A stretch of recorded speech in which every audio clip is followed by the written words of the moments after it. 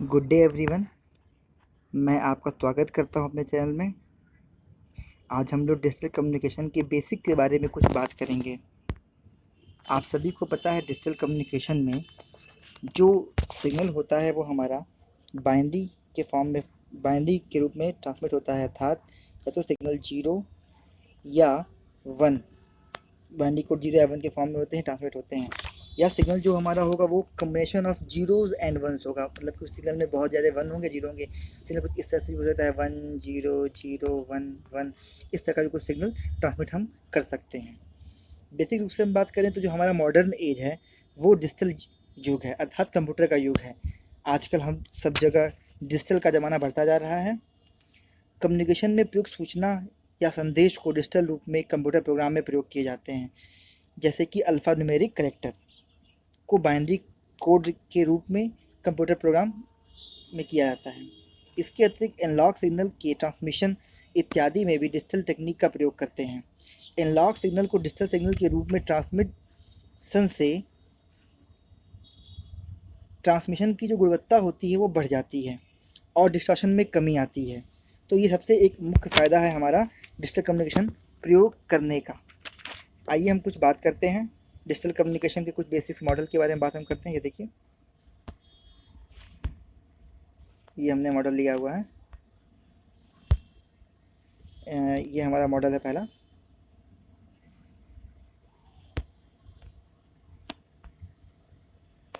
ये देखिए, पहले में ये हमने लिखा है डीएस। डीएस का फुल फॉर्म है digital source. S stand for, S का मतलब हो गया यहाँ पे, डी से मतलब हो गया डिजिटल,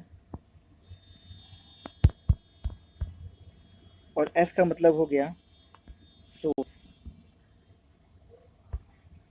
तो हमने जो पहला मॉडल दिखाया उसमें ये दिखाया है कि डिजिटल सोर्स के हेल्प से डिजिटल सोर्स से डिजिटल डेस्टिनेशन पर जो हमारा डेटा होता है वो डिजिटल चैनल के हेल्प से किस प्रकार ट्रांसमिट होता है। तो सबसे पहले हम क्या करते हैं कि डिजिटल सोर्स होता है, उसको हम लोग कोडर में ले जाते हैं। कोडर में ले जाके हम कोडर में उसकी कोडिंग करते हैं, उसको हम बाइनरी में कोड करते हैं। वही binary code data again decoder में जाता है और डिजिटल डेस्टिनेशन में आता है। इसका सबसे बेस्ट एग्जांपल है दो कंप्यूटर के बीच कम्युनिकेशन। दो कंप्यूटर, मान लो कंप्यूटर 1 है, कंप्यूटर 2 है, या एक कंप्यूटर मेरे घर पे, कंप्यूटर आपके घर पे है। अगर हमको दो कंप्यूटर के बीच में डेटा का ट्रांसफ़र करना है तो ये इसका बेस्ट एग्जांपल है। दूसरे एग्जांपल की हम बात करें तो उसमें हमने दिखाया हुआ, ये देखिए, इसको मैं जूम कर रहा हूँ, कि analog signal transmitted on digital channel. एक एनालॉग सिग्नल को डिजिटल चैनल पे हम लोग कैसे ट्रांसमिट करेंगे, मतलब कि एनालॉग सिग्नल एस मतलब हो गया हमारा एनालॉग सिग्नल। एनालॉग सिग्नल को हम लोग ए टू डी कन्वर्टर में यूज़ करते हैं। ए टू डी मतलब एनालॉग से डिजिटल, एनालॉग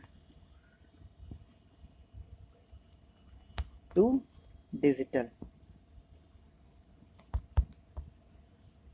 एनालॉग से डिजिटल में उसका हम कन्वर्जन करते हैं। और ये जो कन्वर्टेड सिग्नल होता है उसको हम लोग डिजिटल चैनल पर ट्रांसमिट कर देते हैं।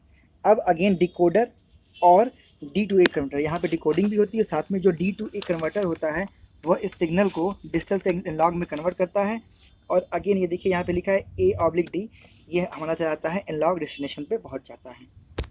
तीसरा हम बात करते हैं कि अगर हमारे पास एक डिजिटल सिग्नल है उसको हमको ट्रांसमिट करना है एनालॉग चैनल के हेल्प से। तो डिजिटल सिग्नल को सबसे अच्छा तरीका है एनालॉग चैनल पर ट्रांसमिट करने का हमारे पास मॉडम। ये देखिए, हमने यहाँ पे लिखा हुआ है डिजिटल सोर्स है। डिजिटल सोर्स को हम लोग मॉडम में ले जा रहे हैं। मॉडम का मतलब होता है modulator plus demodulator. M O से मॉड्यूलेटर और DEM से डीमॉड्यूलेटर। तो मॉड्यूलेटर प्लस डीमॉड्यूलेटर को मिला के हम लोग मॉडम बनाते हैं। तो डिजिटल सोर्स से पहले जब हम लोग मॉडम में भेजते हैं तो वहाँ मॉड्यूलेशन होता है। उस सिग्नल को हम लोग जब वो मॉडम में चला गया तो मॉड्यूलेट करके उसको हम लोग एनालॉग में कन्वर्ट कर दिए। ये एनालॉग सिग्नल जो है उसको हमने ट्रांसमिट कर दिया एनालॉग चैनल पे। ये एनालॉग चैनल से ट्रांसमिट सिग्नल आ गया हमारे अगेन दूसरे मॉडम पे, रिसीवर साइड में जो लगा हुआ है। ये जो मॉडम है वो यहाँ पे सिग्नल का डिमॉड्यूलेशन करेगा और अगेन एनालॉग डेस्टिनेशन पे ये भेज देगा। ये देखिए, हमने यहाँ दिखाया हुआ है। सबसे लास्ट जो हमने में बनाया हुआ है वो हमने बनाया हुआ है कि डिजिटाइज्ड एनालॉग सिग्नल। एक सिग्नल है जो कि डिजिटल एनालॉग सिग्नल है जिसको हम लोग डिजिटल के फॉर्म में रखे हुए हैं, उसको हमको ट्रांसमिट करना है एनालॉग चैनल पे। तो हम क्या करेंगे, सबसे पहले हम क्या करते हैं कि हमारे पास एनालॉग सोर्स होता है, एनालॉग सोर्स है। इस एनालॉग सोर्स को हम लोग ए टू डी कन्वर्टर और कोडेक, मतलब कि कोडेक मतलब कोडर, ए टू डी से उसको हम लोग एनालॉग डिजिटल में कन्वर्ट कर दिए और साथ ही कोडेक्स को हम लोग कोडर में ट्रांसमिट कर दिए। फिर ये सिग्नल जो हुआ हमारा चला गया मॉडम में, मॉडम से ये सिग्नल डिजिटल में कन्वर्ट मॉडम में गया, इसको मॉड्यूलेशन हुआ, इसको अगेन भेज दिया गया। अब देखिए ए टू डी कन्वर्ट में होने के बाद ये एनालॉग सिग्नल का डिजिटाइजेशन यहाँ पर हो गया, डिजिटाइजेशन यहाँ पे हो गया। अब ये सिग्नल मॉडम में गया, मॉडम क्या करेगा, इसका मॉड्यूलेशन करेगा, एनालॉग चैनल पे ट्रांसमिट करेगा, अगेन यहाँ लगा हुआ मॉडम इसका डीमॉड्यूलेशन करेगा, डिकोडर में डिकोडिंग होगी, फिर डी टू ए कन्वर्टर क्या करेगा, उसको डिजिटल से एनालॉग में कन्वर्ट करेगा और अगेन हमारा ये एनालॉग डिसीजन पे चलेगा। तो ये हमारे कुछ बेसिक 4 तरह के मॉडल हुए। पहले मॉडल में हमने दिखाया कि डिजिटल सिग्नल जो है उसको डिजिटल चैनल पे कैसे ट्रांसमिट करेंगे। दूसरे मॉडल में हमने दिखाया कि एनालॉग सिग्नल है उसको हमको ट्रांसमिट करना है डिजिटल पे, तो कैसे ट्रांसमिट करेंगे। तीसरे में हमने दिखाया कि डिजिटल सिग्नल को हमको ट्रांसमिट करना है एनालॉग चैनल पे, तो कैसे ट्रांसमिट करेंगे। और चौथा हमने दिखाया कि डिजिटाइड एनालॉग सिग्नल है, मतलब कि एक एनालॉग सिग्नल है जिसको हमको डिजिटल के फॉर्म में पड़ा हुआ है, उसको हमको एनालॉग चैनल में ट्रांसमिट करना है, तो ये हम कैसे ट्रांसमिट करेंगे। तो ये कुछ बेसिक बातें हो गई कि अलग अलग तरह के चैनल पे सिग्नल को हम लोग कैसे ट्रांसमिट करेंगे। अब हम लोग जब सिग्नल को ट्रांसमिट करते हैं तो उसमें कुछ ना कुछ नॉइज़ जनरेट हो जाता है। हमारा इनपुट सिग्नल रहता है, साथ में उसमें नॉइज़ जनरेट हो जाता है। आइए इसके बारे में चर्चा करते हैं। इसके लिए हमने देखिए यहाँ पे एक डायग्राम बनाया हुआ है, ये देखिए आपके सामने स्क्रीन पे रहा।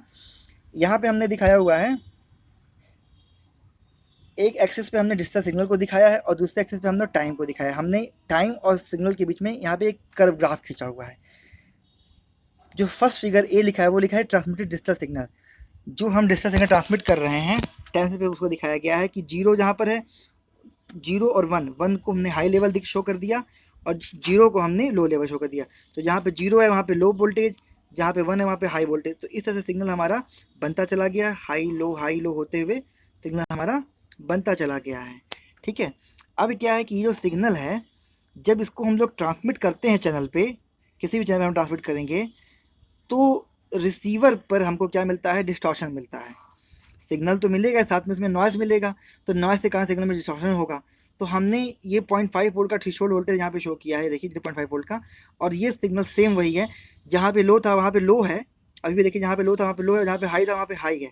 देख आपको दिख रहा होगा, जहाँ पे लो है लो, फिर यहाँ पे हाई हाई, ये लो एरिया ये हाई एरिया, ऐसे हमने इसको बनाया हुआ है। ठीक है, तो लेकिन इसमें डिस्टॉर्शन है। अब अगर थ्रेशोल्ड वोल्टेज या हम ये कहें कि सिग्नल टू नॉइज़ रेशियो जो है हमारा वो लेस देन 0.5 है, या इसका मान जो है वो 50% से कम है, S/N जो है वो 50% से कम है, signal to noise ratio S/N, तो हमारा सिग्नल को हम लोग रिकवर कर लेते हैं इजी गोइंग में। और अगेन हमको आउटपुट पे क्या होगा, ये जो हमने डिजिटल सिग्नल इनपुट पे दिया था वही हमको देखिए लिखा है ट्रांसमिट किया गया, और वही ट्रांसमिटेड सिग्नल हमको यहाँ पे मिल जाएगा। तो ये हमारा कुछ छोटी छोटी बेसिक बातें हो गई कि कैसे सिग्नल पर सिग्नल को ट्रांसमिट करते हैं। मतलब इस एग्जाम में हमने क्या दिखाया कि ट्रांसमीटर इन पर मॉडम 1 में बाइनरी के लिए हमने 1 वोल्ट को बाइनरी मॉडम 1 के लिए हमने 1 वोल्ट और 0 के लिए 0 वोल्ट को ले लिया है।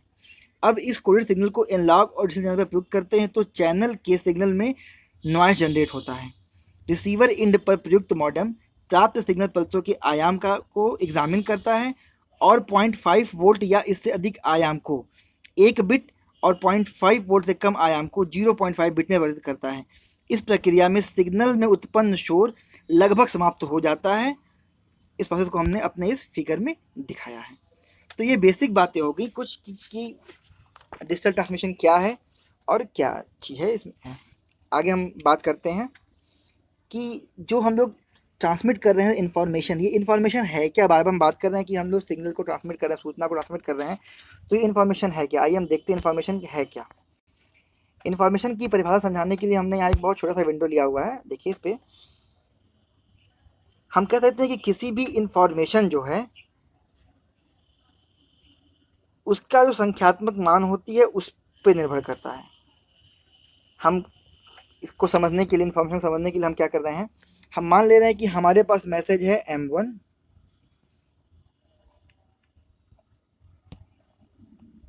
हमने मान लिया कि हमारे पास मैसेज है M1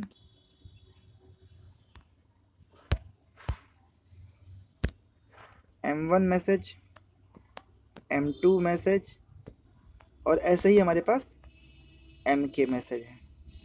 के मैसेज तक हमारे पास, हमने मान लेते हैं कि हमारे पास के मैसेज है, किसी सिस्टम में ट्रांसमिट हो रहा है।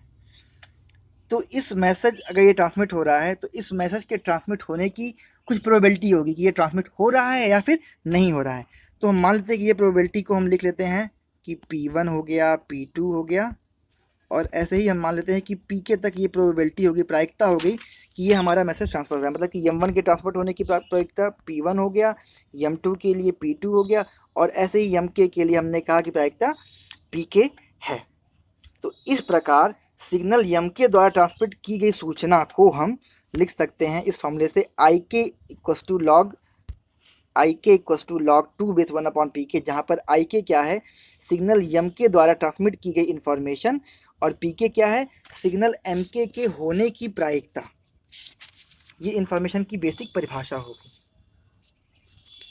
जनरली क्या हम कहते हैं कि ये जो हमारी इंफॉर्मेशन होती है वह एक विमाहीन लेस होती है, डायमेंशन लेस यूनिट है, लेकिन कुछ स्पेशल कंडीशन में इसके मात्रा को डिफाइन करते हैं। जैसे हमने लिखा हुआ है यहाँ पे, देखिए आपको क्लियर है कि बेस ई, अगर बेस ई है, बेस ई का मतलब हो गया कि हमारा जो फॉर्मूला है, फॉर्मूला हमने लिखा हुआ है लॉग बेस ई 1/pk अगर है फॉर्मूला आई के निकालने के लिए, तो उस केस में इसका मात्रक नेट हो जाएगा NAT। ठीक है, अगर यही बेस, अगर हमारा यही जो है लॉग का बेस हमारा 2 हो जाए और 1/pk फॉर्मूला रहे, तो क्या हमारा हो जाएगा, बिट हो जाएगा। ठीक है, और अगर हमारा बेस 10 है, मतलब कि हमारा अगर ये लॉग बेस 10 1/pk फॉर्मूले में है, जो हमने फॉर्मूला लिखा है, तो उसको हम लोग हार्ले या डेसिट के नाम से जानते हैं। एक बिट जो होता है वो 0.693 नेट के बराबर होता है, और एक बिट ही तो 0.6 डेसिट के बराबर होता है। ये हमारी जो इंफॉर्मेशन होती है इसकी कुछ प्रॉपर्टीज़ होती हैं, आइए इसको हम डिस्कस कर लेते हैं। ये प्रॉपर्टीज़ क्या हैं, हमने पहली प्रॉपर्टी लिखी हुई है कि किसी निश्चित घटना में होने वाली सूचना शून्य होती है। किसी निश्चित घटना में होने वाली सूचना शून्य होती है, तो निश्चित घटना के होने की प्रायिकता Pk 1 हो जाएगी। Pk अगर 1 हो जाएगी तो भाई फॉर्मूला हम लिखेंगे log बेस 2 1/1। Pk का हमने 1 रख दिया, तो ये log 1 हो गया, इक्वल टू क्या हो गया, ये log बेस 2 1 हो गया। अब हमें पता है कि किसी भी बेस पर log 1 का मान 0 होता है, किसी भी बेस पर log 1 का मान क्या होता है, 0 होता है। तो ये आई की प्रोबेबिलिटी हो गया। तो इवेंट फिक्स है, मतलब उसके होने की प्रोबेबिलिटी 1 हो गई, तो उसके हिसाब से उसका जो इन्फॉर्मेशन होगा वो क्या होगा, 0 हो जाएगा, जो हमने यहाँ पे लिखा हुआ है। आइए आगे हम बात करते हैं।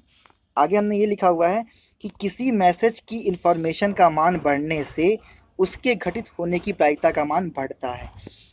फॉर्मूला है Ik equals to log 2 base 1/pk। Indirectly हम कह सकते हैं कि Ik is indirectly proportional to 1/pk। Ik is directly proportional to 1/pk। तो क्लियर है कि अगर इंफॉर्मेशन का मान बढ़ेगा, ये बढ़ेगा, तो ये घटेगा, और अगर ये घटता है, अगर Ik घटता है तो Pk बढ़ेगा। ये तो भाई फॉर्मूला क्लियर है आप लोगों को। आइए इसकी तीसरी प्रॉपर्टी की हम बात करते हैं।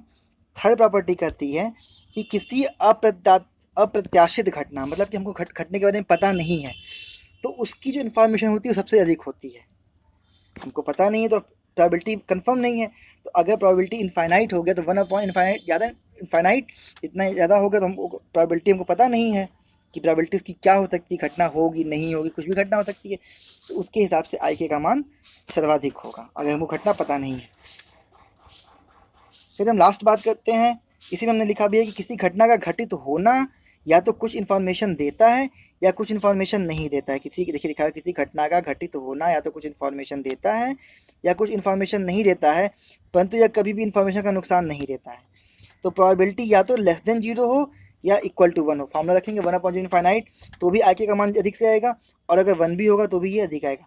तो मतलब कह सकते हैं कि ये इन्फॉर्मेशन का हमको इन्फॉर्मेशन मिले या ना मिले, मतलब इन्फॉर्मेशन 0 हो सकती है लेकिन हमको इसमें कभी इन्फॉर्मेशन का लॉस नहीं होगा, इसलिए हमने लिखा हुआ है कि 0 is less than or equal to P K is less than equal to 1। मतलब पी के का मान या तो 0 से, पी का मान 0 और 1 के बीच में कुछ भी हो सकता है, लेकिन आई के हमेशा क्या होगी हमारी 0 से अधिक होगी या 0 के बराबर होगी। वो कभी 0 नहीं, वो कभी 0 से कम नहीं होगी, वो कुछ इन्फॉर्मेशन देगी। लास्ट हम इसकी प्रॉपर्टी की बात करते हैं, ध्यान दीजिएगा। लिखा है हमने कि दो या दो से अधिक पारस्परिक रूप से स्वतंत्र मैसेज सिग्नल या घटनाओं की कुल सूचनाओं का योग उन मैसेज की अलग सूचनाओं के योग के बराबर होता है। हम माने कि अगर पहले मैसेज का इन्फॉर्मेशन I1 है, दूसरे मैसेज का इन्फॉर्मेशन I2 है, तीसरे का I3 है, और ऐसे ही MK का IK है। तो इस कंडीशन के अनुसार अलग अलग का I1 I2 I3 होगा, तो इसका जो टोटल होगा वो क्या हो जाएगा, वो टोटल इन्फॉर्मेशन हो जाएगी उस मैसेज की। मतलब कि IT equals to I1 plus I2 plus I3 ऐसे ही करके प्लस IK तक।